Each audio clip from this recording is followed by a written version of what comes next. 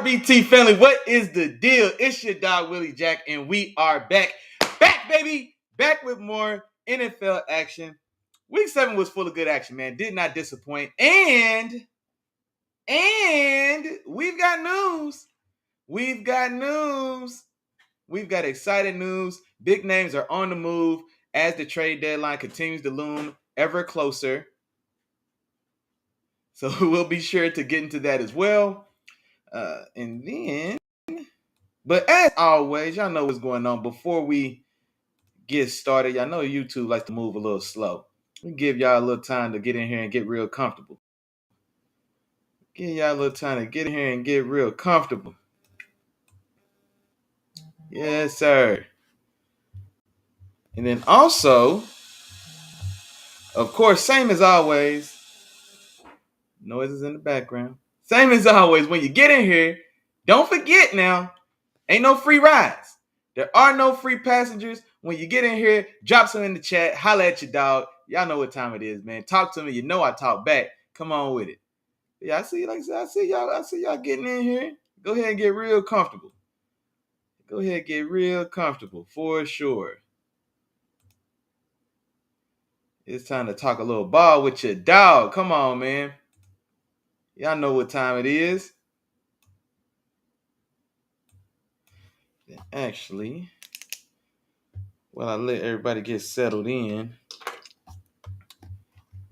get a couple things together. We got big names on the move. For sure. Where you at? Hold on. There we go. But as a matter of fact, while I'm letting everybody get settled on in, man, I'm gonna go ahead and get the party going a little bit. First thing up, man, go ahead and break us on in. So, Robert Saleh, former head football coach of the New York Jets, has found a new home. Robert Saleh has now joined the Packers staff, and from what I can tell, what the position is listed as, as fluid, so I'm sure they'll use him any which way they can. He was a very talented and well-respected defensive mind, of course, before getting the head coaching job with the Jets. Cut his teeth and came up in that, coaching that 49ers defense.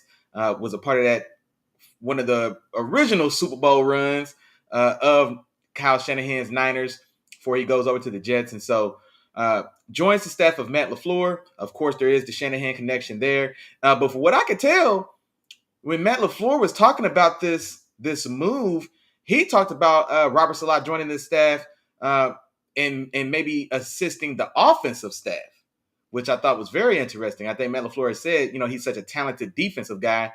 We're going to get him in here, with the offense and help us find different ways or more creative ways to attack defenses using his firsthand expertise. And so, which is a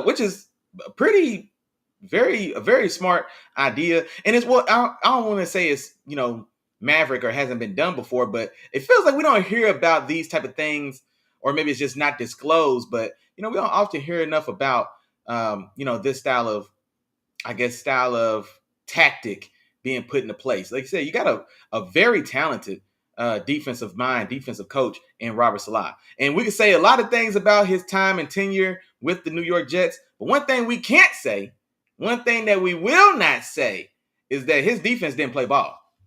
His defenses played ball consistently during his time there. And so, like I said, unfortunately, he bears the brunt of the blame and is let go, but the offenses were never able to keep up or catch up to the defense. But the defense rarely, if ever, under Robert Saleh was an issue, as far as with that team. And so, I like that. I really like this move, and especially for a very talented Packers team. We saw them come off of, in a dominant,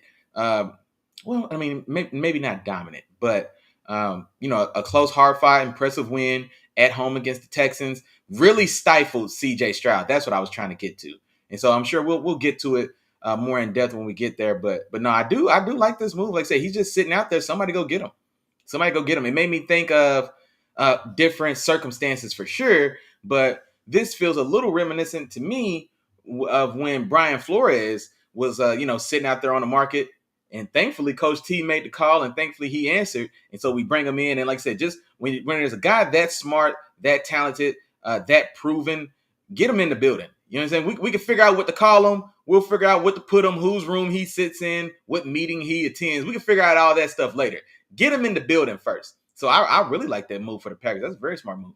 And so definitely eager to see, and I don't know if we'll see the fingerprints of, his effect or his, whatever he does with Matt LaFleur. I don't know if we'll actually see tangible fingerprints of his, effect on that offense, but we could, if we see this offense kind of clean it up or just attack or find different ways to attack these defenses and really see them take another step, maybe we can give some of that credit to Robert Saleh and his input with Matt LaFleur and that offensive staff. And then also, of course, with these type of things, especially like when my Steelers brought in Brian Flores, there could be some thought as to, does the defensive coach or coordinator, does he feel a little slighted? Do you bringing in a guy and a high profile guy at that, very capable, you know what I'm saying? When he was a defensive coordinator, so much so that he was, afforded an opportunity to be a head coach. And so, maybe, I don't know if I would assume this was talked about internally, but, there may be some concern or thought about, maybe stepping on someone's toes or, overstepping or supplanting the defensive guy that's already there. So, all that stuff aside, I would imagine he's going to be an asset to that defense as well. And so I really like that move for the Packers. Great move. And especially for a Packers team that, especially as Jordan Love continues to work himself. Well, I say work himself back from injury, but he's been back for 3-4 weeks now. And the turnovers are, a little concerning, but he's still putting the ball in the paint. He's still putting the ball in the paint, scoring points, and they are winning ball games. And so I really like that move for the Packers. So moving on, man. What other type of news we got? Man, this was a big news week. What other type of news do we got? Mike Evans. There we go. Mike Evans makes a little history, catches his 100th touchdown, makes the 100th touchdown reception of his storied career. So kudos and shout out to Mike Evans. Actually made that 100th touchdown catch, was his only catch of the night in that Thursday night loss to the Ravens. They got that out the way pretty early, and luckily so. He'd already been nursing an injured hamstring. I'm sure. Well, there's no question. He was, determined to play, and especially play at home with history right there in his grasp, and so was able to get out there. The Buccaneers had it going pretty good in the early going of that game before, the Ravens did what the Ravens tend to do, especially here lately. But no, so kudos to Mike Evans. Mike Evans for me is always a. Oh, what am I trying to say here? I was going to say tricky fish.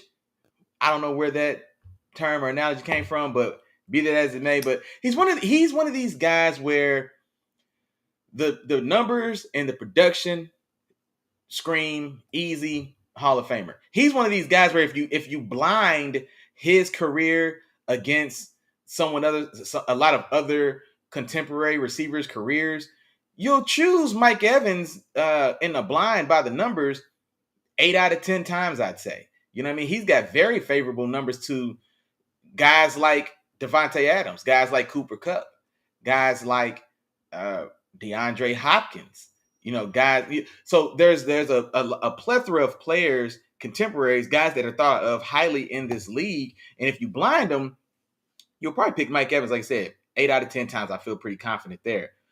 But if I just tell you, well, would you rather the career of Mike Evans or Devontae Adams? Or would you rather the career of Mike Evans or Cooper Kupp? And so there is where it gets dicey when we put faces to the numbers.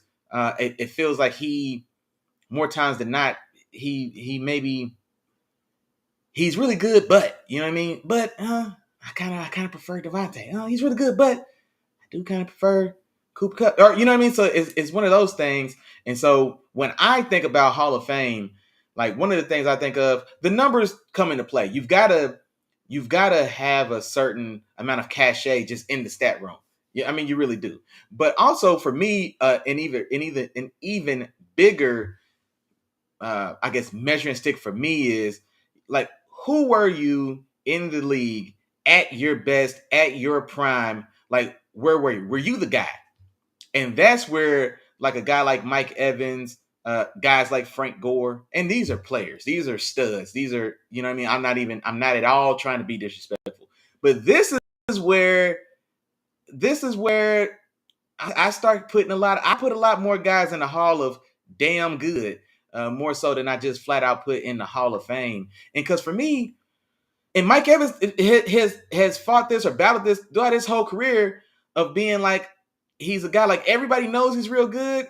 I don't know if ever we've really said, Mike Evans is a just a no questions asked top 3 receiver in the league. Like, you know what I mean? Like, I don't know. I don't, for me personally, he's never really had that. He's been a guy similar to a Keenan Allen in his, another contemporary of Mike Evans, similar to a guy like that. He's good, he's productive, he's respected. But then when you just get the naming and listing and ranking guys out, before you know it, you've got 5 or 6 guys listed, and then you're like, oh man, damn, wait, I gotta get Keenan Allen in here, man. Damn, I gotta get Mike Evans in here. Damn, man, Mike is cold. Mike's got 10 consecutive 1,000-yard seasons. Damn, Mike just got 100 touchdown catches. You know what I mean? But I don't know, man. Like I said, that's maybe just me. That's just maybe just me, man. But I don't mean that as a slight at all. Like I said, kudos and congratulations to Mike Evans. I hate that I rained on what should be his parade, pseudo hating like it's probably sounding like I am, but I generally don't mean that, man. I definitely respect him as a player. I think he has more to do with the legacy of Johnny Manziel than than the money sign at all. You know what I mean? So yeah, kudos to Mike, man. Texas A&M and Tampa Bay Buck legend for sure. For sure. And then also, man, like I said, he I mentioned it, but I'll come back to it. Gets that 100th touchdown catch early on, has a chance for a second touchdown. And honestly, it's a good ball by Baker, a ball to hit him in the hands, man. But that hamstring gives out right there in the end zone. Man, he goes down with an injury, leaves the field. Of course, doesn't return it, and we'll see now how long it takes for him to make it back. Hopefully sooner rather than later, but only time will tell. And then also, man, talk about just a tragic what turned into a tragic night for the Buccaneers.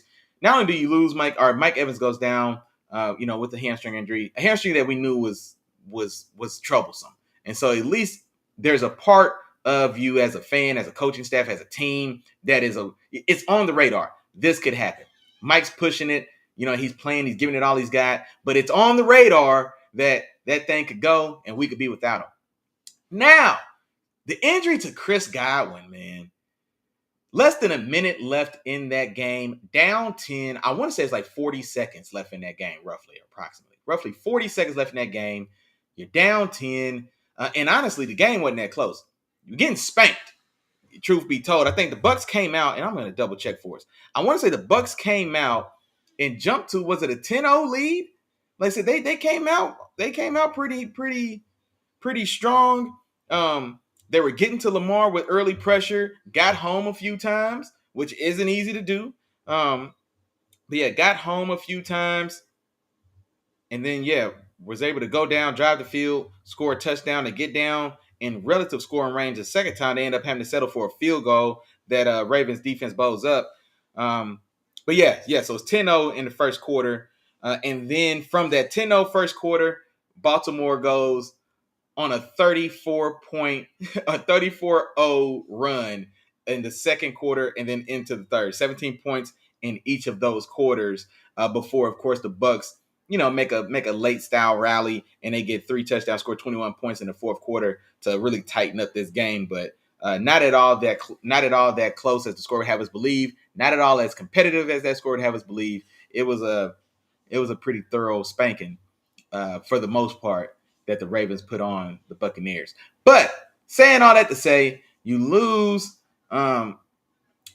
Chris Godwin in that game in the garbage time. in a game that the game is over. It's essentially there's 40 seconds left. You're down by 10. I saw Chase Daniels post something on Twitter, and he was saying, I guess with the kicking rules, the way they've been revamped. So Tampa Bay was out of onside kicks. I guess there's an onside kick maximum.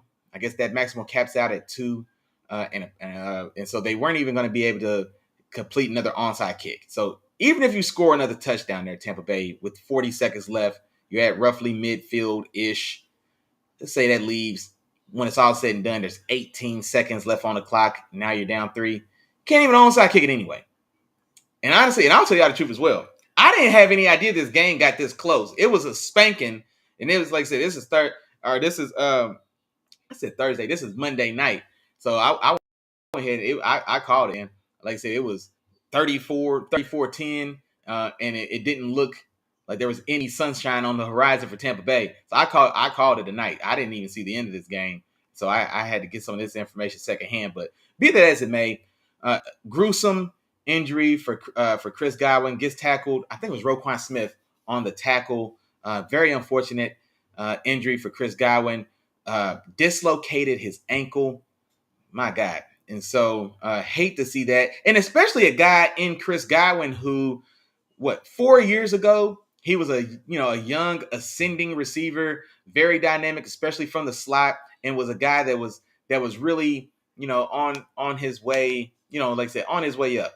And then a few injury plagued years. It feels like it took him from that point I'm thinking of roughly 4 years ago, I want to say. I think it feels like he had two very injury riddled seasons, or maybe even it bled into 2 or 3 seasons. And so it feels like for the first time in a long time, this is the first time we're getting back to that guy I was talking about from about, I want to say roughly 4 seasons ago. He was, I want to say, second or third in the league in receiving yards. He was top 5 in receiving touchdowns. I believe he was top 5 in catches as well. Having a very good, very resurgent year, Chris Godwin was, and doing it in a contract year. So, like I said, this is a guy that's been beat up, been bitten and stung by the injury bug repeatedly, and been in that injury doghouse, so to say. Finally, fully healthy. Finally, getting back to the player he was, right in time to hit the market again. Hopefully secure a nice payday for himself, either with the Bucs or if he was going to move on. And then you suffer this style of injury, and so always hate to see that. And that's also why on this show, on this platform, we are so adamant that players do what it takes to get your money.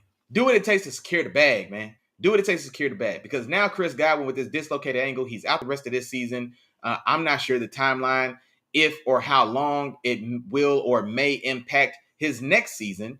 But even still, he has no leverage at any negotiating table he goes to sit at.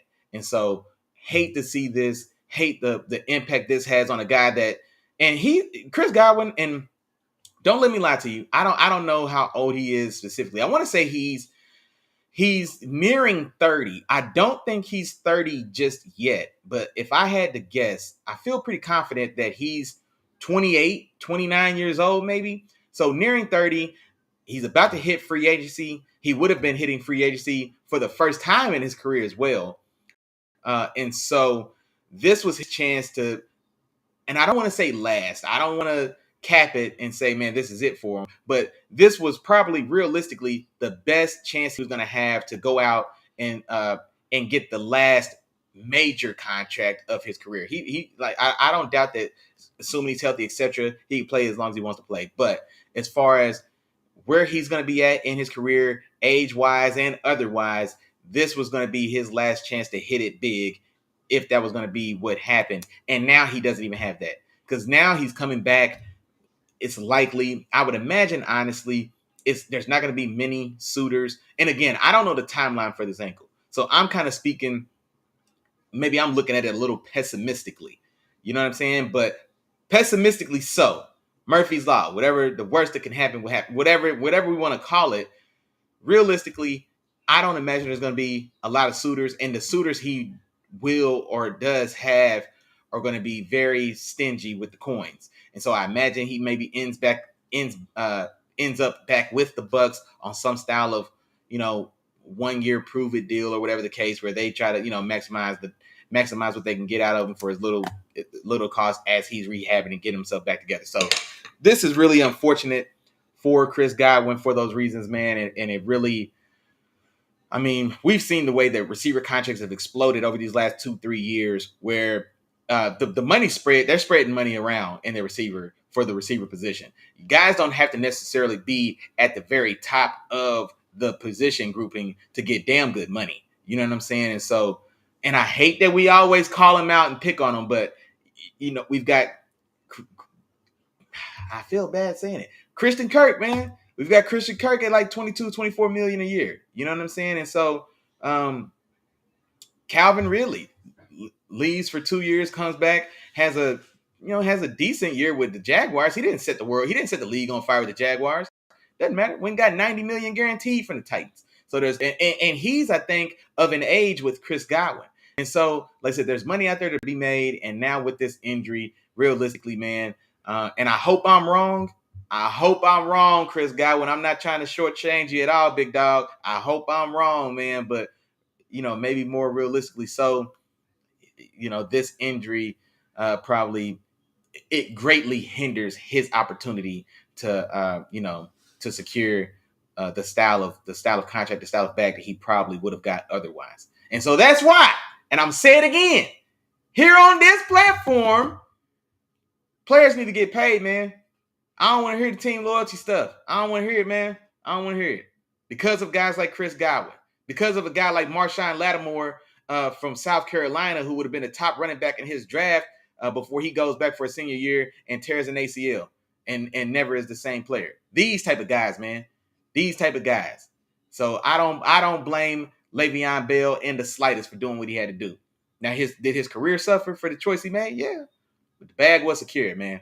You know what I mean? Like, you got to do what's best for you at that time. I didn't fault Le'Veon Bell in the slightest, or any player who does what they have to do to secure their financial future for not only themselves, man, but their family, their generations of families potentially. Man, this is generational money we're talking about.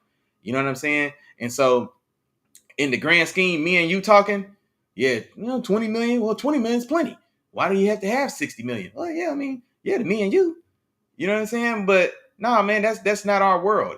You know what I mean? So I said that to say, please, man, Chris Godwin, get better soon, man. Come back bigger, stronger, faster if you're able to, man. I hope you're able to, like I said, man, secure a contract that really, that really compensates you, man, for your ability and your talent, bro. Hate to see stories like that, man. I'm telling you, I hate it. Hate to see it. But moving on. Oh, wait a minute. We got a couple people that hollered at me in my chat, man, of course. Oh, the fam bam in the building. Appreciate you as always. Let's go. Appreciate you. Appreciate you. Auntie in the building as well. Appreciate you. Appreciate y'all. And then the rest of y'all, see y'all in here now. Ain't no free rides, man. Drop some in the chat and holler at your dog. But moving on, man. So let's get into some of this trade talk. We've got a lot of stuff going on. So, word around the campfire, the Rams are turning it down, man. I mean, it's time. The Rams, no, I'm not going to say sold their football soul and all that, but the Rams did what they had to do, man, to get a ring. They mortgaged the future, all those cliche terms and whatnot, sold the barn, whatever. But there's teams that will do these type of things, and all those teams don't win championships. So the Rams did that. They went all in. Future assets be down, salary cap be down. We'll figure it out, work it out. They had some of the more magical salary cap situations that we've seen in recent years, and they end up winning that Super Bowl. Kudos and credit to them. And now it's all crashing down, man. So this is a team that's in the midst of a rebuild. They're a very young team, and then in the spots that they're not young, they're either injured or just flat out not very good. And so they've still got two, of the more talented, bigger name holdovers, from that Super Bowl run in Matt Stafford and Cooper Kupp, both of them aging. Now, Matt Stafford, he's, 35, 36, 30. He's somewhere, he's definitely on his back nine. You know what I mean? So comfortably so. got his ring, and he's still capable. Matt Stafford still looks like a very capable quarterback, even as he's getting older, but not not a tier one style of guy, but a guy that can really go into a building and definitely give you very good, competent quarterback play. And so he's a guy that, if you're a contender that's just short that one piece, he's a very interesting avenue to explore. And then Cooper Kupp. Cooper Kupp's another one of these guys, and I know I just mentioned him when I was talking about Mike Evans, but Cooper Kupp for me is one of these guys as well where he's talented, small school guy. Excuse me. Talented small school guy who made it big. But when I really go back and look at Cooper Kupp's numbers or his career, I think there's more. How am I trying to say this here?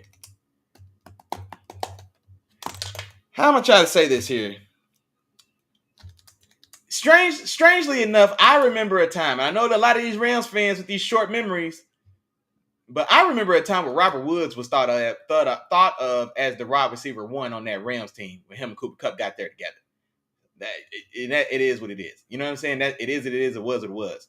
I remember a time where Cooper Kupp had no 1,000-yard seasons. You know what I'm saying? And so then, of course, we get that massive outlier year, that Triple Crown year, that Super Bowl run year with Matt Stafford. And we get all these things. And then, of course, the injuries have taken their toll as well. Feels like he's been pretty beat up and injured since that Super Bowl. And so now he's still, he's still relatively young enough. He's 31. So he's what, a year, 2 years younger than Devontae. I think he's a year or so younger than DeAndre Hopkins, who we'll talk about, of course, as well. He's around the same age as Amari Cooper, so that's kind of his class of the class that he was in as far as at the position. But his 31, man, it's a beat up 31. I feel like over these last 3 seasons, this one included, he's been pretty beat up in 2 of them. Or 2 or 3 of them, hell, like I said, including this one. And so, but both those guys rumored to be on the move. Of course, for Cooper Kupp, anytime there's a receiver that any slightest whisper of a receiver being available, of course, is going to perk the ears of my Steelers. And so, of course, we're rumored to be in hot pursuit of Cooper Kupp. But then Matt Stafford, man, the rumor I saw was the Vikings. Interestingly enough, the Vikings, who got off to a terrific start, were 5-0, just lost a very tightly contested game against the Lions, who are playing damn good football. So they fell to 5-1, suffering their first loss, but playing very good ball. Sam Darnold having a resurgent year. We've already talked about it plenty. Reminiscent of guys like Baker Mayfield and Geno Smith, who we've seen, revive their own careers and become starters and secure very good money after, kind of falling off a little bit. So Sam Darnold, trying to mimic that path, playing pretty good ball. He really is. But Matt Stafford is a guy rumored that the Vikings were or are interested in potentially if he's going to be available and if things could make sense there. And then, of course, Cooper Kupp, in addition to my Steelers, teams, of course, like the Bucs, who we just talked about. The Bucs are down to two top receivers. Mike Evans with this hamstring. Hamstrings are one of those injuries as well where it's until you can just fully take a load off and really rest it and let it heal, it's a nagging injury, especially because it's always going to be in use, and especially at a position like receiver where you're constantly going to be stressing and straining it. And so when you get a real deal hamstring injury, and especially like when he went down in that Monday night game against Baltimore, I mean, that hamstring's not going to get much better if or at all for the rest of this season without him missing extended time, to be certain. And then, of course, we know what happened with Chris Godwin. So the Buccaneers are definitely another team in play. And then there was one more. Who am I forgetting here? Chiefs, of course, probably not in this mix, of course, with their move for DeAndre Hopkins that we're going to talk about. But what was the other team that I saw for Cooper Kupp? Damn. Oh, the 49ers. The 49ers. So we know what happened over the offseason with Brandon Ayuk and that contract dispute, etc. He comes back. He's not It takes a while for him to get in his groove, and then just as he's kind of starting to get into that groove, now you lose him for the season. Debo Samuels has been in and out the lineup. He's back out currently, or he just was out this last week with, I saw, like pneumonia, I want to say, or some type of sickness or illness. He's already missed, I want to say, 2 or 3 games anyway. And then you've got the rookie Ricky Pearsall, who was shot in the offseason. He actually just made his season debut in this last game against the Chiefs. And so that Niners wide receiver room in desperate need of a guy there as well. And man, I tell you what, I I don't know. I don't know if the Niners and Rams, if the Rams will want to do business with the Niners in division like that. Just generally speaking, you just don't often see teams do business inside the division. But imagine the Cooper Cup in that Kyle Shanahan offense is scary. It's definitely scary, man. So that's exactly the type of system that would maximize the ability and the skill set of a guy like Cooper Cup. But who knows? I'm still holding out for my still. We need anybody, man. We need somebody. We need somebody. We miss out on D Hop. D Hop. And matter of fact, shout out to Keandre, man, my dog. We're gonna talk about this D Hop move here now. But missing out on D Hop. We missed out on Devontae Adams. We need a guy. We missed out on Mike Williams to even start this season. You know what I mean? So, and then there was talk that we may revisit that move with Mike Evans maybe not panning out or on the same page with Aaron Rodgers. Then Aaron Rodgers, of course, and having the front office there go get his long lost best friend Devontae Adams, and so he's kind of the guy that's fell by the wayside in that receiver room for the Jets, and so maybe he's available again. But yeah, we'll see, man. We'll see. My Steelers, we need somebody. We're desperate. But yeah, what's Keandre said here? Keandre, he said, my dog said he's late, but he's back. He missed Sunday recovering from surgery. Oh man, what happened to you, bro? Said recovering from surgery, but definitely had the squad on his mind. And only thing better than 5-0. You know what's going on, man. Hey, only thing better than 5-0 is 6-0. You ain't never lied, boy. You ain't never lied, man. You ain't never lied. Y'all got it done. And then right on time, man. My dog said D Hop to Kansas City. Yeah, we're gonna talk about that right now, man. We're gonna talk about that right now. Where is my little? There we go. Boom. So, this is a good move, man. And it feels like the Chiefs. That front office, I was gonna say they've been a little stingy, but honestly, I mean, maybe they're just winning all the money to go around. You know what I mean? They've paid their in-house guys or found a way to, keep a lot of guys happy. Big contracts to Chris Jones, who well deserved. Re-up and Travis Kelce. They got Patty out the way, who's a discount, even on that big money deal when he signed it. What is that already been like? We're already like 3-4 years into that Patrick Mahomes 10-year deal, and so. Letting go of guys like L'Jarius Sneed, because, like I said, man, so much of that money's tied up. Big money to Joe Tooney on the offensive line, going to bring in Jawan Taylor, hit or miss, however you feel about that. But nah, man. So they do go get Hopkins. I think when Hop was on the move from Arizona, there was talks of maybe the Chiefs being a likely landing spot for him. Then they didn't want to pay him, essentially, as I remember it. So he winds up with the Titans, and with his wide receiver hell, boy, it's ugly over there. Only place worse than playing for the Titans, or maybe not even worse, just as bad. No, the Titans might be the worst place for a receiver, man. I was gonna say the Panthers, but nah, I think I'd rather catch passes from Andy Dalton than Will Levis at this point. I think Hopkins has less than 200 yards receiving on the season. You know what I mean? And so we know what that is. But now, from wide receiver purgatory, man, to maybe wide receiver heaven. The Chiefs have been starved for a talented veteran at the position for so long, so their receiver room's a little beat up as well. So now we'll see what Hop has left and how quickly he can get on the same page and mesh with Patty Mahomes. And so I can't wait to see how this turns out. Man, for sure.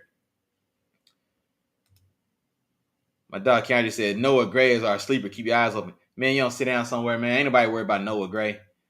Was he the third string? Well, I was gonna say the third string tight end. He ain't the third string tight end. But man, we ain't worried about Noah Gray. Noah Gray ain't Isaiah Likely, man. He ain't Isaiah Likely. I don't think he's that style. He's not that style of talent. Man. He's not that style of talent. But no, and then here's the thing as well, man, for this, the compensation. I think it's a conditional fifth round pick that may turn into a fourth round pick if the Chiefs make it to the Super Bowl and if D Hop plays in 60% of the snaps. And then also, I think DeAndre Hopkins was owed, it was either $8 or $9 million that he's owed for the remainder of this season, I believe. And I think the Titans are also going to assume maybe roughly half of that as well. So I think they're going to, eat roughly 4 million or so of his remaining contract for the year. And so that all told for me, man, when it's all said and done for me, not a bad deal at all, man. A fifth round pick, maybe it's a fourth if they do go on that three-peat run, and then they foot half the Titans. I'm saying they foot half the bill, so you're gonna pay them, $4 to $5 million for the remainder of this year. So I don't see the downside in this move at all when it's all said and done. I don't see the downside at all. So shout out to Hopkins, man. I'd like to see Hopkins, especially a guy that was uber talented in Houston. We know about his time there, specifically with Deshaun Watson, and then a few highlights in Arizona, and then a guy that went from a player at the very top of this league, a guy that kind of assumed that mantle or kind of put his name in the mix as we saw the final top tier runs of guys like Antonio Brown and Julio Jones. DeAndre Hopkins was the next guy that kind of came up and threw his hat in that ring with those two guys. And so, I'm curious to see, speaking of, players being rejuvenated, man, I'm just anxious to see what he looks like in this Chiefs offense, man. And see if they could turn it up, especially as ugly as the Chiefs and specifically Patrick Mahomes play has been. They're still 6-0. They just beat the Niners in San Francisco in the game in which Patrick Mahomes doesn't throw a touchdown, throws 2 interceptions, and they still 6-0. You know what I mean? So as ugly as it's been for Patty, man, let's see if he can clean it up or turn it around statistically at least. Now that he's got a guy like DeAndre Hopkins, so yeah, I'm ready to see what's going on with that, how that turns out. My dog Kendrick said likely is different. He may be the next Gronk. The problem being we don't need stars, only contributors. The next Gronk, man, I don't know, man. I think Gronk is one of those. I'm not saying like one of one, but Gronk is like a, for lack of a better term, Gronk is in a similar space for me as like a Shaq was in the NBA. Like there's other centers, there's other big centers. You know what I mean? Like there's other guys that, you know what I mean? But like the way he did it, the dominance he did it with the way he was so dominant when he did it, like Gronk, Shaq, like, you know what I mean? Like that's how I would compare. Like likely for me, he's talented, but I don't think he's like just physically like dominant and just physically imposing that way that Gronk was. Like much like, what's up? What Carl Anthony Towns isn't Shaq. He's 7 foot. He can get you 25 and 10. He ain't Shaq though. You know what I mean? Like likely, I think is more finesse and athletic. He's more so, big, very big, but big receiver than he is just like physically imposing, physically brute force strength. I'm a runaway train. You can't stop me the way Gronk was and the way Shaq was for me with the Lakers. But yeah, no, I dig what you. I pick up what you putting down, bruh. Hey man, matter of fact, while I got you in there, man, what you had surgery on, bruh? What was the surgery about, man? Don't leave me hanging, man. Now I'm nosy, man. I gotta see what happened. I'm curious to see what happened to you, bruh. But let me see. Man. I'm trying to think if there's any more news to discuss, man. Any more news to discuss, but y'all let me know, man. Matter of fact, y'all can holler at me in the chat if something pops up, something's on your mind. Go ahead and drop it in the chat, man. We'll get into it. But recapping some of these games, man, let's get into it. New England at Jacksonville, the early morning Sunday game in London. Jacksonville pulls away in that one, 32-16. Second start for Drake May, man. And Drake May, he's honestly, I would say probably Drake May, his first 2 starts. Now, his first 2 starts came, 6 weeks into the year now, as opposed to a guy like Caleb Williams, who had some rough outings to start. But Drake May in this one goes 26 for 37, 276 yards, 2 touchdowns, and no interceptions. in a game. They get blew out essentially. They get Peter Rowe. They get doubled up. But Drake May is definitely, he's given a glimmer of hope for the future for a struggling down and out Patriots organization on the other side of guys like Tom Brady and Bill Belichick that had dominated this league for so long. And so, this is that, the new beginning. And so, but looking at Drake May, man, I wasn't a huge Drake May guy coming into the process as far as the draft is concerned. But he's playing decent ball, man. And I think reason to be excited for the future if they can build that team out around him if you're a Patriots fan. This one, man, Seattle on the road at Atlanta. And Seattle, man, dominates, takes care of business, 34-14. I did not see this coming. I won't lie to you. I did not see this coming. I thought East Atlanta Kirk really had that offense going, really had that offense humming, was really settling back in. They were lighting up the scoreboard. Kirk's not too far removed from a 500-yard performance and an overtime walk-off touchdown victory, against the Buccaneers not that long ago. And then Seattle have been playing a little up and down, but still been reasonably competitive. But now they go to Atlanta and take it to the Falcons and get it done 34-14. Let's see what Geno did. Big Geno, man, 207 and 2 touchdowns, no interceptions. DK goes just under 100 for a touchdown. Now he goes down with an injury in this game as well. We'll see the extent of that. And then on the other side, East Atlanta Kirk, man, stifled a little bit, knocked off the riding high, man, 230 yards, 1 touchdown, 2 interceptions in this game, and an ugly loss at home, man, for the Falcons. A big road win for the Seahawks. So shout out to them. Hold on, what my comments doing? I keep forgetting to do this. Hey, y'all got to start reminding me in the chat, man, to put the comments up. Hold on, my dog said he got a comment for us, man. He said when they pay Kirk, he's gonna fail when the lights are brightest. Man, I don't want to say. It was one game, dog. It was one game. Well, no, they lost to my Steelers week 1, and then I think they went on like a 3-game winning streak, and then they lost this one. But no, man, I don't want to say that, man.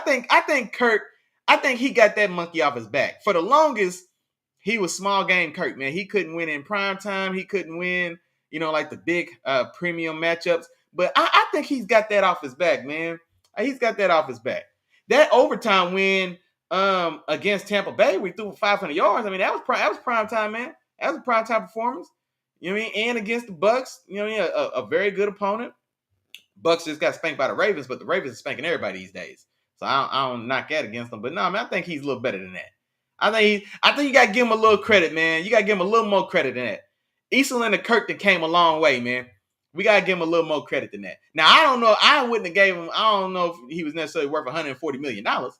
You know what I mean? But East Atlanta Kirk still got. He can still sling it, man. He can still get it done. Oh, man, look who it is, man. Terrible Tom Walker holding it down for them Houston Texans. Texas to the Super Bowl. Y'all know what that means, man. The show's officially started, man.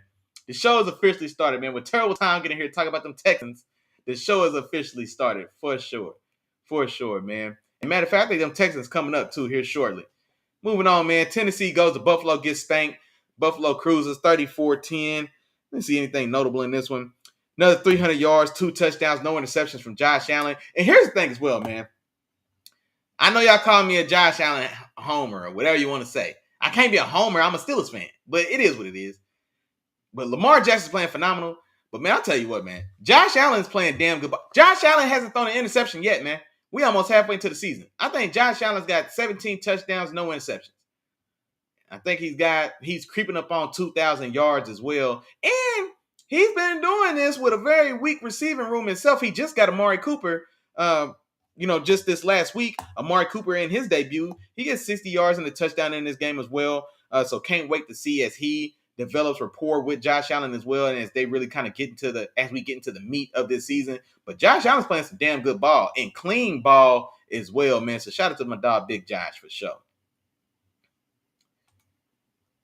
Then let me see here, man. Cincinnati on the road at Cleveland. Cincinnati gets this done 21-14. Joe Burrow, man. Speaking of, quarterbacks that are also playing some damn good ball, Joe Burrow's been lighting it up, man. They hadn't been winning games, but they've been damn sure lighting it up, lighting it up offensively specifically. Now in this game, it was an ugly day at the office for that offense, man. 180 yards from Burrow, does throw 2 touchdowns, no interceptions, but man, he's probably short 150 yards from the pay or what we've been accustomed to seeing him do. Him and Jamar Chase both, man. That's a credit to that Browns defense. Jamar Chase 55 yards and a touchdown. And so, tough days at the office, but they do get it done. Biggest news, I guess, for Cleveland in this game, Deshaun Watson goes down. I believe he tore his Achilles or ruptured his Achilles, so he's going to be out for the season. In that game, DTR came in and got the bulk of the, I guess, backup snaps or whatever the case. He goes 11 for 24, throws 2 interceptions. Jameis gets in and does throw for 60 yards, throw for a touchdown. Jameis, of course, will be the starter going forward. That was officially announced. And so y'all know how I feel on the show, man. I've been campaigning to free Jameis. This is week 7. For 6 weeks, I've been campaigning free Jameis, man. And so I hate that it had to be at the expense of, Deshaun Watson tearing an Achilles. And so, but I'm ready to see Jameis Winston play. And I think Jameis Winston's gonna ball, man. I ain't gonna lie. I think, now they took away Amari Cooper. But yet and still, man, if it's one thing famous Jameis could do, man, he can air that thing out. He can definitely air that thing out. Now, I don't know who's going to catch the passes, but the ball will be in the air. So we do know that. But now I'm cheering for Jameis, man. I want to see him ball out. The league's more fun when Jameis is involved, man. So outside of when they play the Steelers, of course, I want Jameis to have some modicum of success, man, to give me an excuse to talk about him. For sure. Oh man, they talk now. Look, man, y'all, they beefing in the chat. He ain't lying now. He ain't lying, boy. CJ got some explaining to do, boy. We finna talk about them Texans. I gotta know what's going on with CJ, man, because that Packers game, boy. Hey, that was rough going time. I ain't gonna lie to you, dog. I was riding with your Texans, dog. I was riding with you now. But it was rough going, man, in Green Bay. Come on, D-Dot. Hey, big nation business, man. Big nation business in the building. Let's go, man. You know what's going on. Shout out to the nation, man. Then there we go. Auntie know what's going on. Yeah, Josh Allen balling now. Josh balling for sure. Let's see. Oh, and then speak of the devil. Here we go, man. Houston on the road at Green Bay. Lose a tight one, man. They drop this game or lose this one 24-22. And Jordan Love, hold on, I'm looking for it now, man. Because they come back to win this one. Texas do have a lead. Had the lead in the fourth quarter in this one. Oh, where is it at? There we go. Yeah, Texas did have the lead in this one. Packers get down, get a field goal to reclaim the lead and get out of there with the 2-point victory. Now, this is what's concerning, man, is we got to figure out what's going on with CJ. Now, I know Nico Collins is out. We know this, and I don't want to downplay that. Nico Collins was playing like the best. He was playing like, if not the best, then the guy right behind the best as far as at the position, man, before he goes down with injury, really was on a tear. And then so now you've got the newly acquired this year, Stephon Diggs. You still got Tank Dell, who, exploded onto the scene as a rookie. And so I don't know, man. I don't know if I want to say – no, I don't want to say that because I think I hold CJ Stroud to a certain level that I can't let him perform that poorly because Nico's gone. You know what I mean? Like other guys that I don't feel are as talented in our, like I said, as what's the word I'm looking for here? For guys that I don't consider as highly regarded as I do for CJ Stroud, maybe I'll let that be an excuse. You know what I'm saying? If Andy Dalton when he's with the Bengals, if AJ Brown's out and Andy Dalton struggles, all right, it's Andy Dalton. No, CJ Stroud, no, man. No, you ain't one of them, man. You ain't one of them, big dog. You a guy that, man, I expect you to show up every Sunday, every Monday night when the situation calls. You know what I'm saying? Every Thursday night if they have y'all play on Thursday. You're a guy. You know what I'm saying? You're a guy that rises to all occasions, man. That's the regard I hold you in. So when you go 10 for 21 for 86 yards, bro, we got to talk about it. I need to know what's going on, man. I need to know what's going on. I do. I need to know what's going on because that is abysmal, man. That's the stat line. That's the type of stat line we were reading for Bryce Young a couple weeks ago before he got benched. Daniel Jones puts up stat lines like that every now and again, man. You know what I mean? Shine might have had a stat line like that. But nah, man, CJ, you can't go out like that, bro. You can't go out like that, man. And here's the thing as well. Shout out to Joe Mixon. Shout out to Joe Mixon. Joe Mixon's playing damn good ball, man. Got a little beat up, but he was balling before he got injured. He got injured. He came back, picked right back up where he left off. He had another good game in this one. 25 for 115, 2 touchdowns. Joe Mixon's playing damn good ball. Diggs, ugly dead the office, 5 catches for 23 yards. Nasty. Tank Dell, no catches on 4 targets. And so, man, the Texans, man, y'all got to figure something out for sure. Like I said, the quarterback's too talented, for one. You've got a damn good running back. Joe Mixon, and I haven't thought about it yet, man, but it's hard to say Joe Mixon's not playing or performing like a top 5, 6 running back in the league right now, and he's missed 2 games. But list 5 running backs that have been better this season than Joe Mixon. I don't think we can, man. We know King Henry. You know what I'm saying? We know what's up with Derrick Henry for sure. But after Derrick Henry, how many names do we name before we have to say Joe Mixon? Joe Mixon's balling. Joe Mixon's balling, bro. So you've got a very productive running back. And then there's talent on that team. You don't have Nico Collins, but you still got Stephon Diggs and Tank Dell. And Dalton Schultz for what that's worth. You know what I'm saying? But so there's still plenty of A1 talent on this team, man. So we got to figure something out. See what's going on, man, with that Texans offense, dog, and CJ. My dog Keandre came back, man. He said, CJ Stroud, he said, everyone has a bad night. Big dog, he's just saying he's not a bowl-ready team, in his humble opinion. Yeah. Well, no, I'm not going to lie. There was a lot of talk about the Texans being the team that takes a step this year and that does, put themselves in that Super Bowl contention. Like that's not, it wasn't a crazy statement, bro. Like it wasn't a crazy statement at all. You know what I'm saying? Like they were like a sleeper Super Bowl pick for a lot of people to go into the season.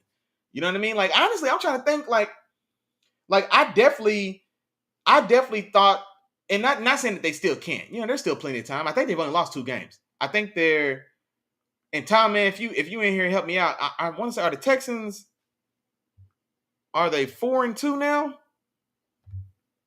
Let me see if I can pull it. Are they 4-2? Hold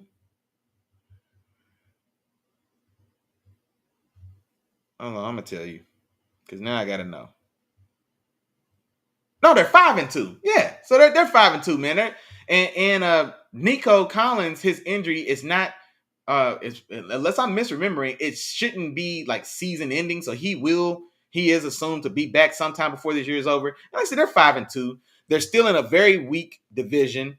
The Jaguars, the Titans are a dumpster fire. Jaguars can't get right. And then you've got the up and down Colts who can't be trusted or aren't consistent enough to be a real threat to anyone, in the grand scheme of things as far as championship contention goes. So that division is still, feels like that division is still very much in hand for them.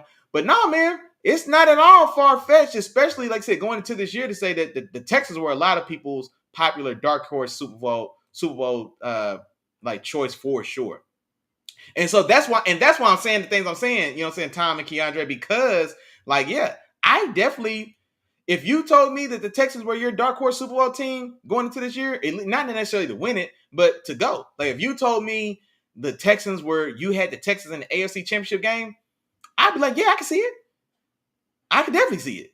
You know what I mean? Like I had them like maybe taking that step, because we forget rookie CJ Stroud last year led them to a playoff berth, a division championship, a playoff berth, a playoff wild card win, and then for one half of football, they went toe-to-toe with the Ravens in that divisional matchup. Now, the Ravens settled in the second half and did what they had to do, but that's what they did in year one.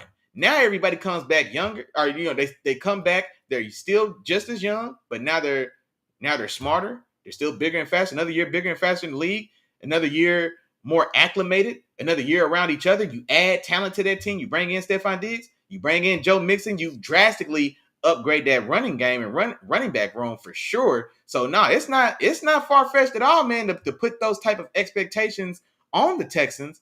And so no, that's not a crazy thing to say at all, man.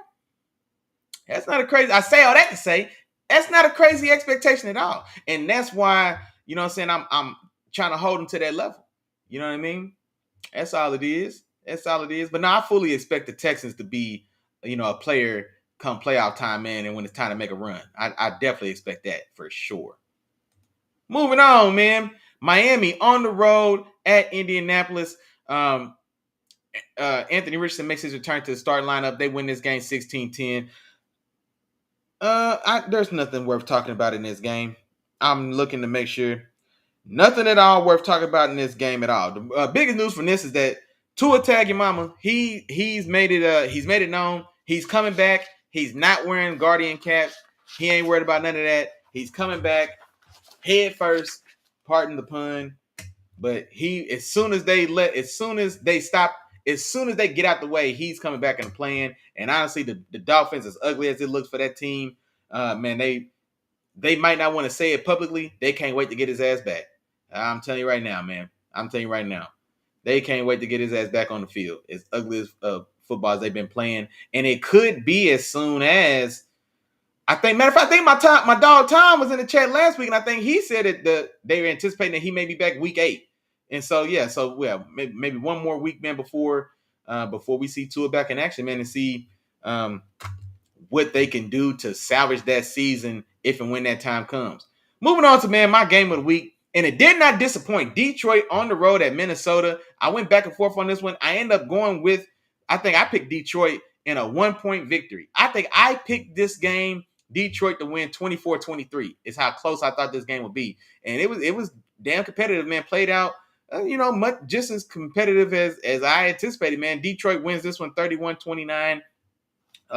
Very impressive win, man. Especially very impressive win on the road. And what's most impressive about this victory for me is Jared Goff. Brian Flores has been torturing your favorite offensive coordinator, your favorite quarterback. Anybody that comes into contact with Brian Flores and that Vikings defense has been flummoxed, to say the least. That's y'all word for the day. Flummoxed. All right? They've been flummoxed anytime they've came up against Brian Flores and that Vikings defense. Not Jared Goff. Jared Goff went 22 for 25, 280 yards, and 2 touchdowns with no interceptions. Jared Goff is playing some of the cleanest football that we've seen in a while. I think Jared Goff, and it's funny now because we know the hot start that Jaden Daniels got, setting the completion percentage record for like a 4-game span in his first 4 starts. And so Jared Goff, I as far as I know, Jaden Daniels still has that record, so he hasn't necessarily topped that. But he's playing damn good ball. I think what was it? Was it 2 games ago that Jared Goff, did he have a perfect day? Did he go like 16 for 16? I want to say he just went like maybe 15 for 15 or 16 for 16 or something of that nature in a game just maybe 2-3 weeks ago. But 22 for 25, 282 touchdowns and no interceptions against that Vikings defense. That's impressive.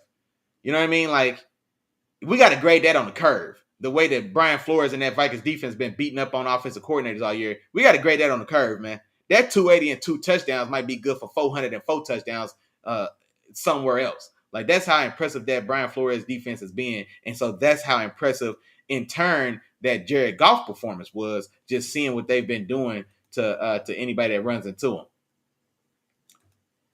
What Keandre said, man, CTE to it. Come on, man. Don't do him like that, man. Don't put that on him, man. Don't do him like that, man. CTE to it. Come on, man. Hopefully not. Hopefully not for sure. But no, big day as well for Jahmyr Gibbs, 15 for 116, 2 touchdowns, another 40 yards receiving.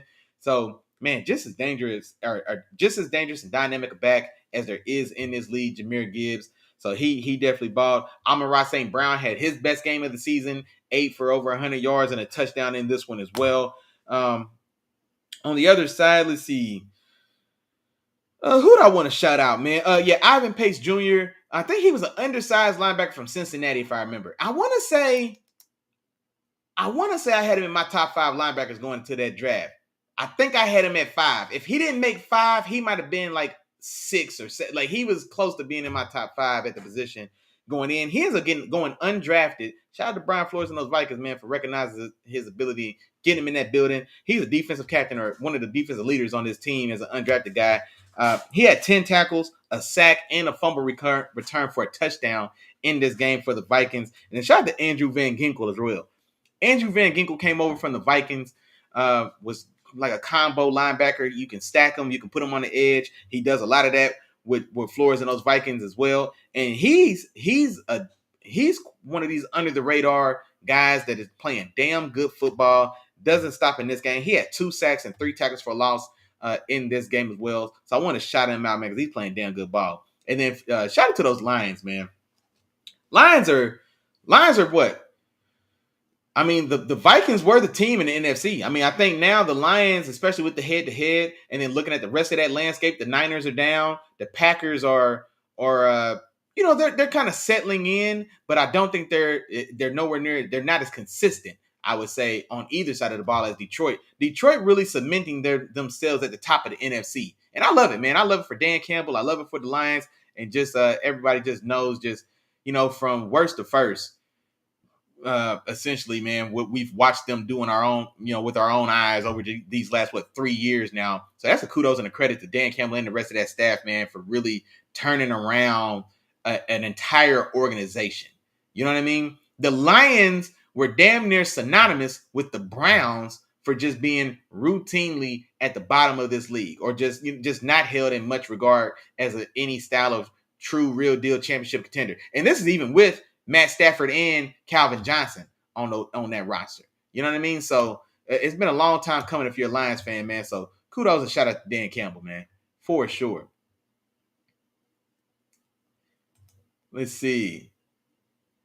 Keandre, hey man, he said he ain't put on them linebackers. Did they damn sure did, boy? They damn sure did. And this is the thing too, man. The Guardian cap, if y'all seen it, I mean that shit's ugly. I mean I ain't gonna lie. But Tua, dog, I don't know what's Tua, his attitude towards the Guardian cap. Like when a reporter asked him, like, hey, man, you going to wear the Guardian cap? He was offended. You know what I mean? He was like, nope, personal choice, not doing it, nope. Like, boy, who are you trying to be tough for, dog? Like, who are you? Why are you being so tough? There's no shame in it. You know what I'm saying? Boy, you'd have been knocked out. You'd have been knocked out on national television more times than anybody in recent memory. Like, hey, like, chill out, bro. Like, I'm not gonna tell you not to play if you want to play. I said that from the jump. If you want to play, bro. That's your life. That's your future. Do what you got to do, big dog. You're a grown man. But man, to sit there and just kind of like blow off or just, you know what I mean, like discuss the Guardian cap with such disgust. Boy, we done seen you sleep throwing up gang signs, dog. Come on, man. Like, come on, I don't know, man. I don't know, but it is what it is, man. I hope he comes back healthy, and I hope he stays healthy. But when I just seen the clip of him in that interview, I was just like, come on, man. Why are you so tough, bro? Like, what was the need? What was all that Anna for, man? What's all that animosity for around that Guardian cap, dog? Like the rest of us are tripping. Like the rest of everybody else is making it a bigger deal than it is. Come on, man. You've been asleep on TV too many times to be a football player, boy. You ain't a boxer. Come on, man. Moving on. Philly on the road at New York. Saquon Barkley makes his long-anticipated return to the New York Giants and doesn't disappoint, man. Goes crazy. 17 carries, 176 yards, a touchdown, a 55, broke a 50-yarder on those guys. They showed a clip where I believe it was fourth quarter. You know, the game's well in hand. Nick Sirianni comes up to Saquon on the bench. He's like, hey, man, I'm just putting it out there. You only need 13 yards to either tie or break. Excuse me. I'm assuming break. Let's say you needed 13 yards to break his career high. So Nick Sirianni's like, hey, man, real talk, bro. If you want it, you got it. Like, if you want to go get 13 real quick, you know what I mean? And not only would that have set a career high, but also to do it, it was a revenge tour. You know what I mean? So, you know what I'm saying? You want to stunt on your ex a little bit, dog. If you want to stunt on your ex a little bit, have at it. I ain't going to stop you at all, bro. Go get it, bro. I'm here for it. You know what I'm saying? Nick Sirianni opened the door for him, and Saquon, man, he was like, nah, man, I'm cool, man. Let the young guys get some carries. Let my young guys get some snaps. It's all good, man. I made my point. And that he did. 17 for 176. Boy, it's 10, over 10 a carry. Over 10 a carry, broke one for 50 and got in the paint. He's like, man, they know what it is. They know what it is, Nick. They know what's up with me, man. So he did what he had to do. He could have, added insult to injury, essentially, or put a little salt in the wound if he really wanted to, but he didn't stoop to that level of pettiness, we could say. And I don't even think it's petty. If I'm close to a career record, I won't fault a guy. Like, if a guy's got 59, I'm not mad at nobody that wants to get 60. Who the hell wants to finish a game with 59? That's a lot of points. But if I got a chance to get 60, I want 60, bro. Just period. I don't think there's anything wrong with that. So the fact that it's against his former team, the Giants, that just makes it that much sweeter. But I'll never fault the guy, man. If you got a chance to make some type of history, whether it's break some type of history, break some style of record, whether it's a personal record or a league record, go for it. I hate that Adrian Peterson didn't get the chance to break the single season rushing record because the Vikings were they were in that game. Adrian Peterson's killing them. He falls 8 yards short of 2105. 2105, the number that's set that Eric Dickerson set for the single season rushing record, like back in 83, 84, 83, 84, 85, somewhere in there. And AP, Adrian Peterson, man, my favorite running back of all time. That's my personal favorite. I loved him in college, from college to the pros, man. I was a huge Adrian Peterson fan. And like I said, when it's all said and done, man, I think AP might be my favorite back. But anyway, he needed 8 yards. You know what I mean? But he didn't get the carries. They had to get into, they made the right move for the team at the time, man. The playoffs are on the line, getting the field goal range or run out the time. I forget the exact situation, but he didn't get it. And that's why I never fault guys for if that stuff's in reach and it can be done, because that stuff doesn't happen all the time. Adrian Peterson, for as great as he was, never came close again to breaking that record. You know what I mean? So, man, when you're there in that moment, if at all we can get it to you, get it. I think AP had 20 carries for over 200 yards that game. You know what I'm saying? Killing them. You know what I'm saying? And man, it didn't make it. He crossed 2,000 in that game. I think he needed like 80, 90, or even 100 yards to get to 2,000 in that game. And the boy went for 2. Or you know what I'm saying? Something like that, if I remember right. But anyway, I say all that to say I wouldn't have faulted you, Saquon, if you wouldn't got it, man. If a guy's got 10 points, 10 rebounds, and 9 assists, if he got 10 points, 10 assists, and 9 rebounds, you damn right I want him to get that 10th rebound. Hell yeah, man, get your triple-double. I don't care what nobody say, oh, he's chasing stats.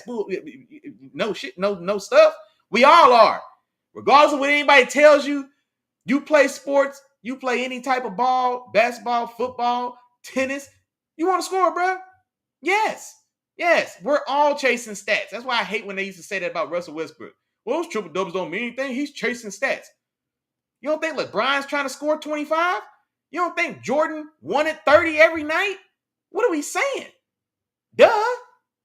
Yeah. We're all chasing stats. It doesn't mean anything. He's chasing stats. Man, y'all get out of here with that, man. Y'all kill me with that. Moving on, man. Vegas Raiders on the road at LA. LA gets a dub 20-15. These are two of the, I was gonna say, lesser talented teams, but they've got players, man. I mean, they've got names. Like Max Crosby is a damn fine defensive player, man. A top 10 defensive player in this league. You still got Matt Stafford, you know what I'm saying, on the Rams team. Still finding a way to get it done. Not a pretty day at the office. 150 yards, no touchdowns, 1 interception. They do find a way to get it done. Kyron Williams, slept on guy a little bit, but stays in the paint, stays productive. 75 yards, 2 touchdowns in this game. Cam Curl with the touchdown that was the difference in this game as the defender, gets a fumble return for a touchdown. Anytime you get some style of special teams touchdown or block, or a defensive touchdown or block, I mean, that's where you can put the game, because those things don't happen often. And so those are always going to be the difference in the game for me. And like I said, of course, man, Cam Curl returning a fumble the other way for 6. Like I said, that's the difference in the game for me, and they get that dub. Now, question is that the last or one of the last games that we see one or the other or both as a Ram? And I'm talking again of Matt Stafford and or Cooper Kupp, man. So who knows how many? Well, Cooper Kupp's been out with injury, but just in general, man, who knows how much longer we call those guys Rams? See, moving on, man. Carolina goes to Washington, gets smacked 40-7. Man, unfortunately in this one, Jaden Daniels goes down with a rib injury. Marcus Mariota, fills in admirably. They still do what they got to do to Carolina. And then, as far as I can tell, I believe Jaden Daniels. I don't know if he's necessarily cleared or if he's expected to play this weekend. And so I don't know if he's officially been ruled out, but I believe the last update I saw was that I think he's still not practicing with the rib injury. And so his status for, their next game is in the air as well. So I hate to see that, man, especially for such a young, talented player, a guy that really came in and impressed all of us. We already talked about the actual record that he's set, of course, in his first 4 games. I think that we can't forget that context. Not only did he set the record, he did it in his first 4 games as a professional. So very impressive. A guy that sky's the limit for a talent like him. So hopefully we get him back sooner rather than later. And then on the other side, man, for Carolina, I saw that David Canales, the head coach of the Panthers, they are going to move back to Bryce Young. So I think it was the right call sitting them down, and honestly, it's the right call bringing them back. I think I said maybe 2 games ago, once the sparkle and excitement had wore off from the Andy Dalton move, they made the move. They go out and get a road victory against the Raiders. That was still a very impressive win, very impressive game for Andy Dalton. But, like I said, in the same way the cream rises to the top, the trash sinks to the bottom as well. So, they went back to where they were. And now, honestly, they don't look much better, if any better at all, between Bryce Young's version of the Panthers and Andy Dalton. Andy Dalton in this game goes 11 for 16 for 93 yards and 2 touchdowns. That's a Bryce Young stat line if we ever heard it. And so, yeah, when Andy Dalton's giving you those Bryce Young stat lines, okay, well, it's time to go back to Bryce Young. And for Bryce Young's sake, I know we've had a lot of fun on the show at his expense. I hope I'm anxious to see what, if any, improvement there is to his game, man. So I don't want to see a guy, not have a chance to play and play successfully. So I hope it works out for him. But yeah, I'm anxious. I'm curious to see, just what it looks like. I don't expect them to win much more, if any more games. I'm not saying that, but man, the way he lose, how's he look? Because he looked unplayable for far too many times in his young career. So I want to see competent football, man. Just show me that you belong on the field. Just show me you belong, man. That's what I want to see from Bryce Young. And then maybe after this year or whatever the case, man, hopefully he does enough to secure his NFL future, because it doesn't look bright for him right now. Moving on, man. Speaking of DeAndre Hopkins and Patty Mahomes, man, KC goes to San Francisco, gets a dub 28-18. I say this all the time on the show, and I'm going to say it again. Patrick Mahomes is the most athletic quarterback running the football, man. It's crazy.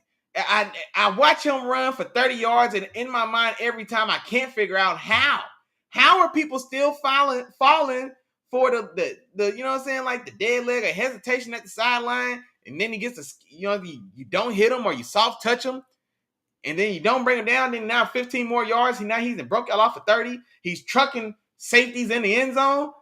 Like, how does he keep doing this, man? But just like my dog Keandre said, man, only thing better than 5-0 is 6-0. In Kansas City, ugly or otherwise, man, they get it done.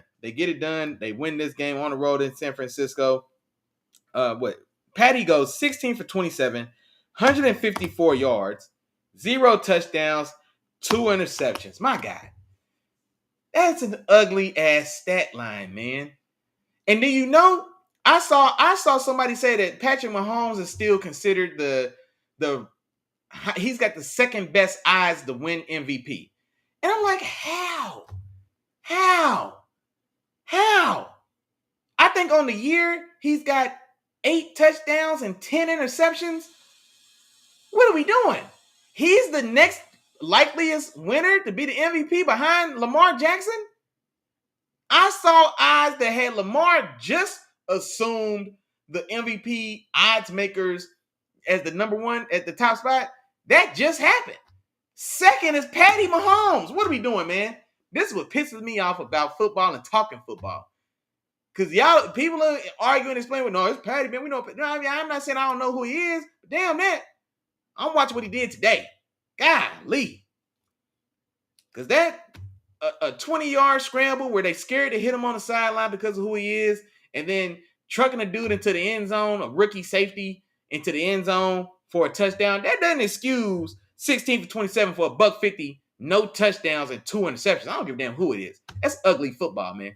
And it's been way more ugly football than good football from Patty specifically, man. But when the champs are winning, the champs are winning, man. So you can't knock it. They are winning. Kareem Hunt still being productive, man. Damn near 80 yards, 2 touchdowns. Hey, my dog Keandre back. I was waiting on you. And you, nobody cares about the details. Give us the results, man.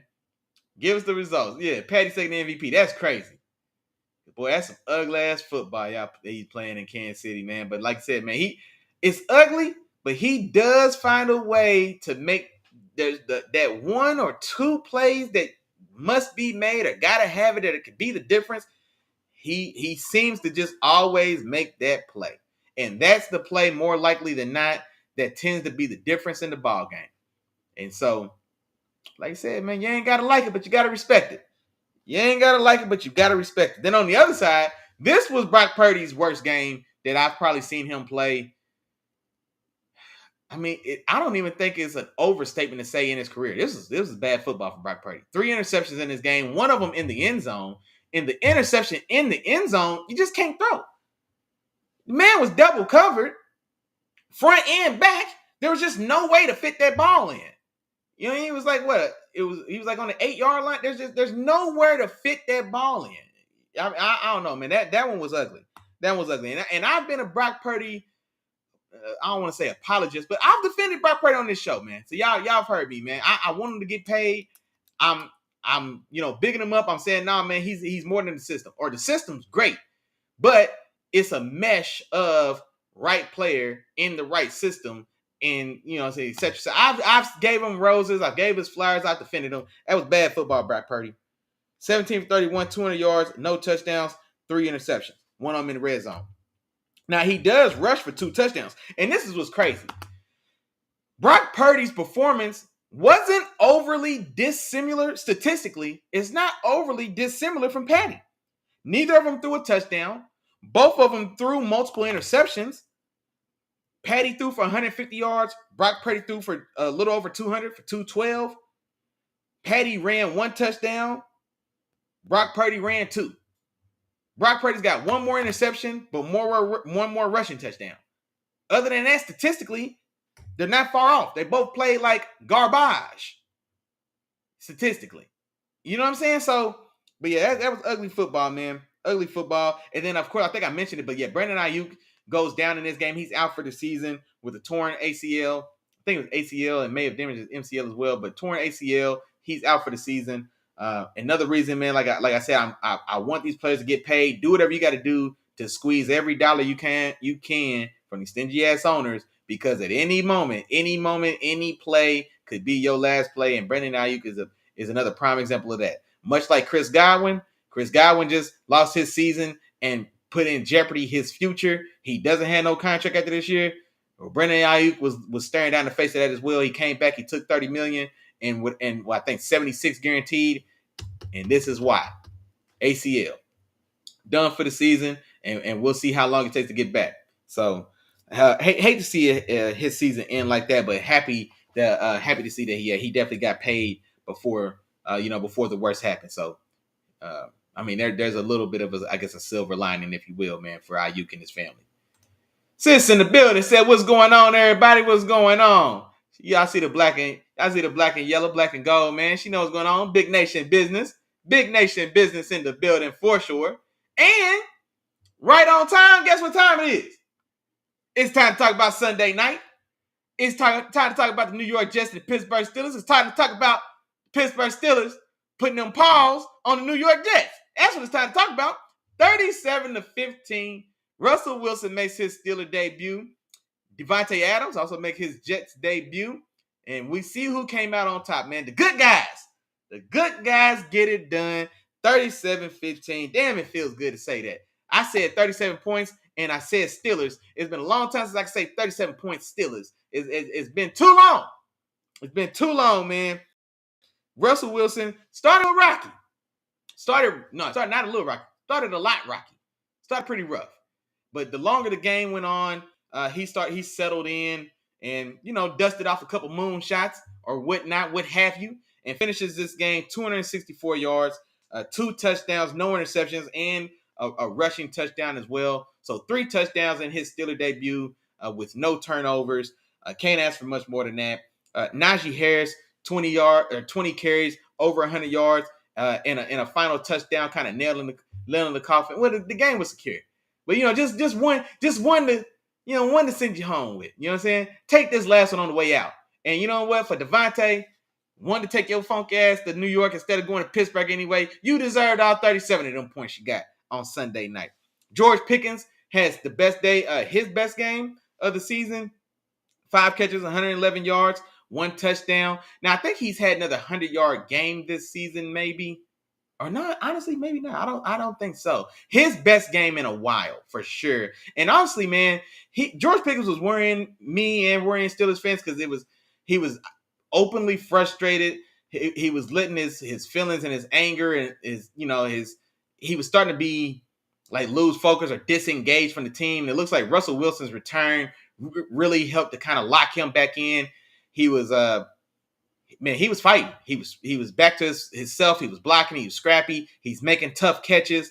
Man, what the 50-yard catch he made in this one, he's getting held.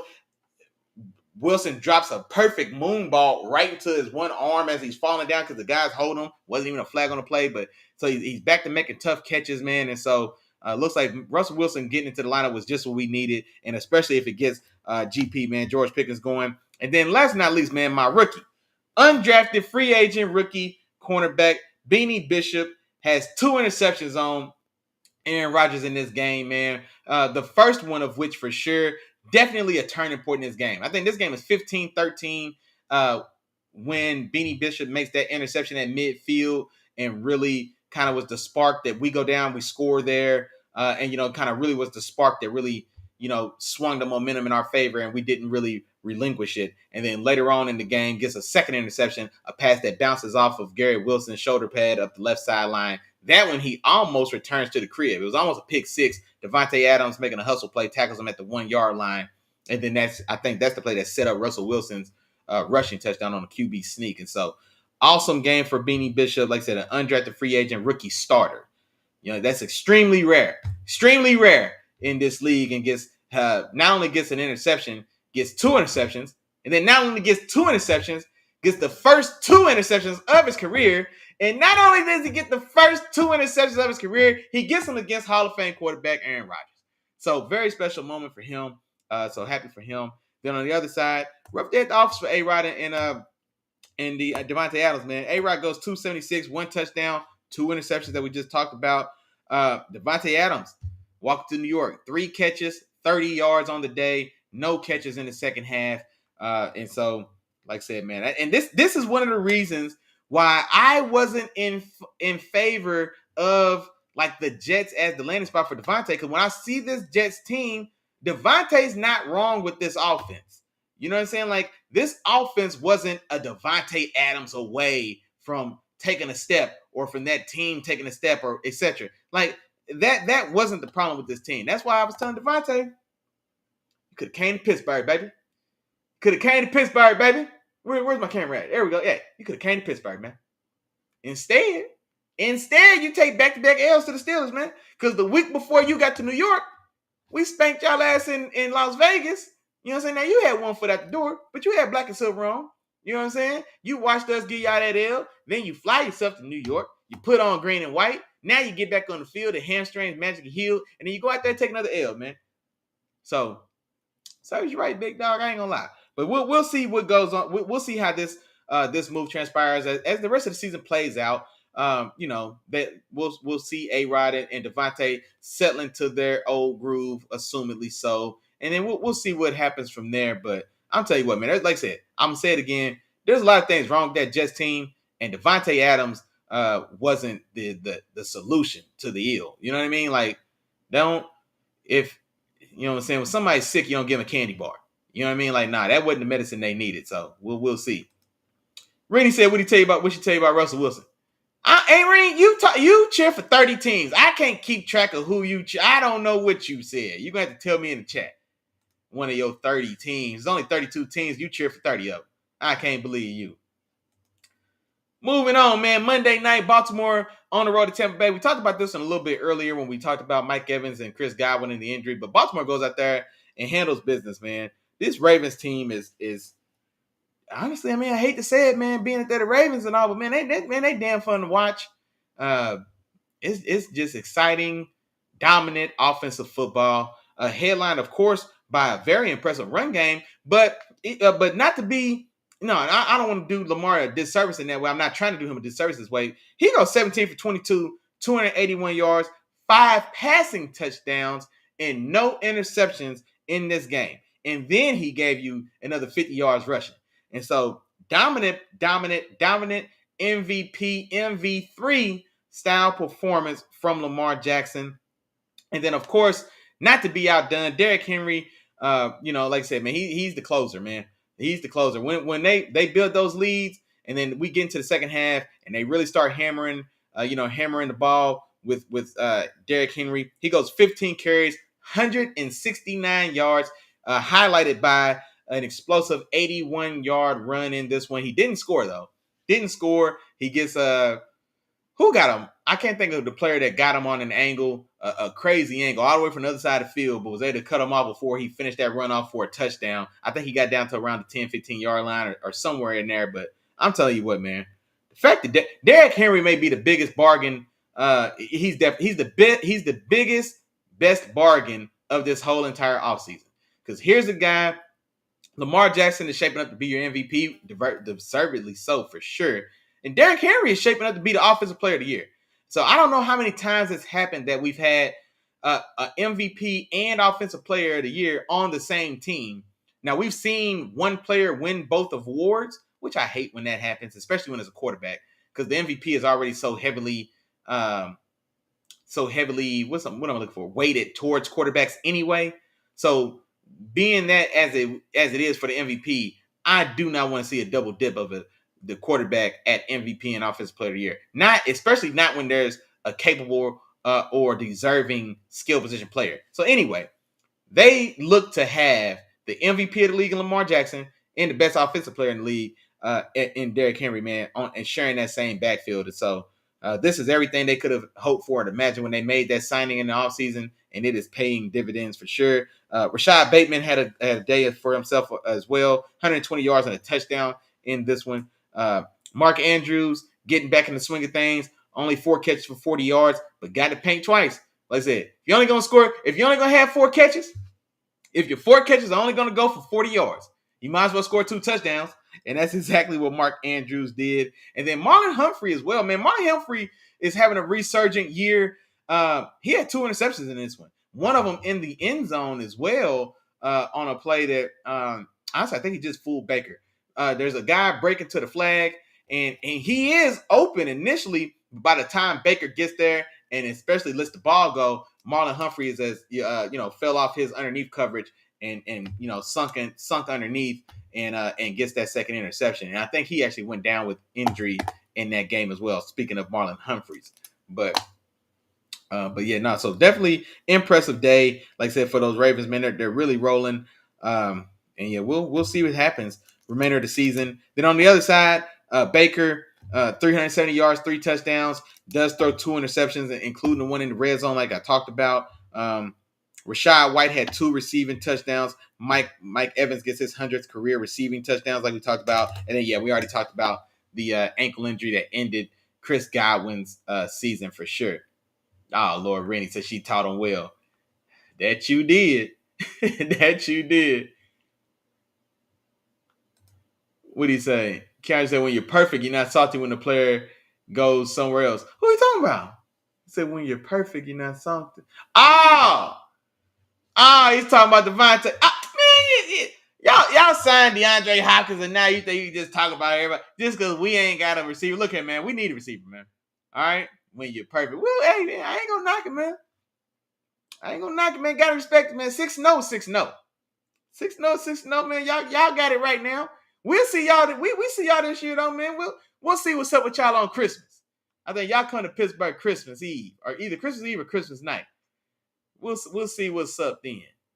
We'll see what's up then. I'll hold my judgment until then, brother. That's what I'll do. How about that?